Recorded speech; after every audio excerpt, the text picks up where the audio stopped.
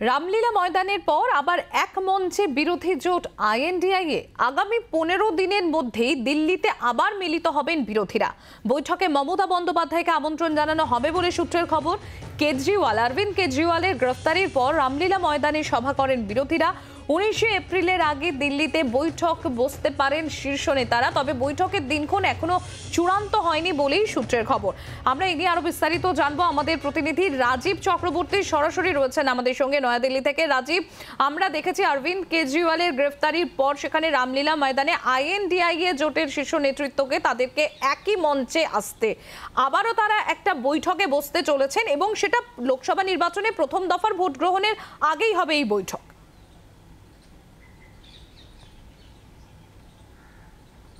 একদমই দেখো, সম্প্রতি ইন্ডিয়া জোট, যেটি বিরোধী জোট হিসেবে পরিচিত, যেটি বিজেপি বিরোধী জোট এবং যেখানে প্রায় 23টি রাজনৈতিক দল রয়েছে, যারা লোকসভা নির্বাচন ঘোষণার অনেক আগে থেকেই আসন ভাগাভাগি এবং বিভিন্ন রাজ্যের যে দলগুলি রয়েছে তাদের সঙ্গে সম্মিলিতভাবে লড়াই করা, 1:1 লড়াইয়ের যে ফর্মুলা মমতা বন্দ্যোপাধ্যায় অনেক আগেই বলেছিলেন, সেই ফর্মুলাকে সামনে রেখে বিজেপি বিরোধী জোট গড়ার যে প্রক্রিয়া চলেছিল তার নাম দেওয়া হয়েছিল আইএনডিআইএ। এবং সেই ইন্ডিয়া জোট গড়ার পরে তারা কিন্তু প্রথম বলা যেতে পারে একটি নির্বাচন ঘোষণার পরে প্রথম জনসভা করে গত পরশু দিন, অর্থাৎ দুদিন আগে রবিবার তারা সভাটি করে দিল্লির রামলীলা ময়দানে। যেটি খুব তাৎপর্য রয়েছে সেই বৈঠকের, তার কারণ সেই বৈঠক, সেই জনসভা এবং সেই সভার যে ব্যবস্থাপনা সেটি করেছিল আম আদমি পার্টি। এবং আম আদমি পার্টির দেখো যে শীর্ষস্থানীয় যারা নেতা, অরবিন্দ কেজরিওয়াল, মনীষ সিসোদিয়া, সঞ্জয় সিং, তারা সবাই জেলবন্দি রয়েছেন।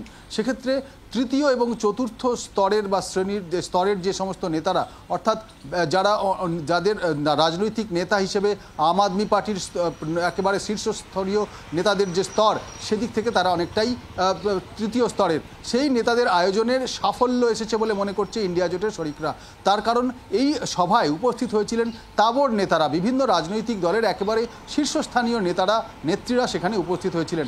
আমরা দেখেছি কংগ্রেসের সোনিয়া গান্ধী, রাহুল গান্ধী, প্রিয়াঙ্কা গান্ধী, মল্লিকার্জুন খাড়গে, উদ্ধব ঠাকরে, আমরা দেখেছি অখিলেশ যাদব, দেখলাম সেখানে তেজস্বী যাদব, তারা এসেছিলেন। প্রত্যেকটি রাজনৈতিক দলের একেবারে শীর্ষস্থানীয় নেতারা উপস্থিত হয়েছে আম আদমি পার্টির আহ্বানে এবং ইন্ডিয়া জোটের সেই সভায়। মমতা বন্দ্যোপাধ্যায়কেও তৃণমূল কংগ্রেসকেও আমন্ত্রণ জানানো হয়েছিল, কিন্তু তার পূর্ব নির্ধারিত কর্মসূচি ছিল কৃষ্ণনগরে দলের প্রার্থী মহুয়া মৈত্রের সমর্থনে তার সেখানে জনসভা ছিল, তিনি আসতে পারেননি। এই সভা থেকে শিক্ষা নিয়ে এবং তার যে কোট আনকোট সাফল্য, তার কারণ বিরোধী রাজনৈতিক দল মনে করছে তারা বিজেপিকে একটি কড়া বার্তা দিতে পেরেছে এবং সেই বার্তা একেবারে স্পষ্ট হয়েছে। তার কারণ এই সভার পরে বিজেপির তরফ থেকে যে সমস্ত প্রতিক্রিয়া সামনে এসেছে তাতে স্পষ্ট যে বিজেপির কাছে বিরোধী শিবিরের একটি বার্তা গিয়েছে। এবং তারপরেই বিরোধী শিবির আবারও পরিকল্পনা করছে 19 এপ্রিল প্রথম দফার লোকসভা নির্বাচন ভোট গ্রহণ, সেই ভোট গ্রহণের আগে তারা দিল্লিতেই আবারও একটি বৈঠক করবে। জনসভা না হলেও বিভিন্ন রাজনৈতিক দলের শীর্ষ নেতারা একটি দিল্লিতে বৈঠক করার পরিকল্পনা করছে এবং সেই বৈঠকে তৃণমূল নেত্রী এবং বাংলার মুখ্যমন্ত্রী মমতা বন্দ্যোপাধ্যায়কেও আমন্ত্রণ জানানোর কথা ভাবা হচ্ছে।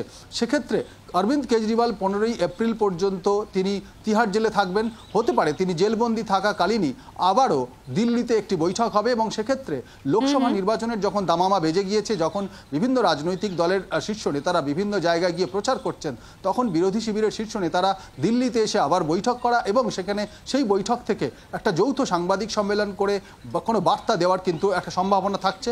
সেক্ষেত্রে বিরোধী শিবিরের তরফে এটিকে একটি মাস্টার স্ট্রোক হিসেবে ভাবা হচ্ছে। অন্তত রামলীলা ময়দানের তাদের জনসভার সাফল্যের পর থেকে তারা এটা ভাবছেন এবং সূত্র মারফত খবর আসছে যে আগামী 15 দিনের মধ্যে তারা এরকম একটি সভা করতে চলেছেন। সম্প্রীতি। রাজীব, তুমি আমাদের সঙ্গে থাকো। বাংলার আওয়াজ, বাঙালির আবেগ, জি 24 ঘন্টা।